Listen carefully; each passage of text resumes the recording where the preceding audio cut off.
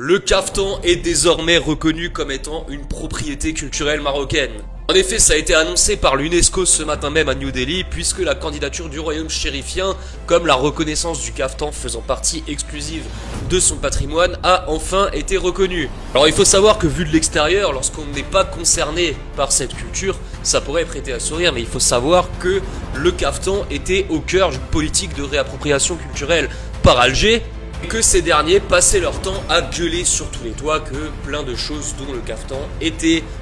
issu de leur culture,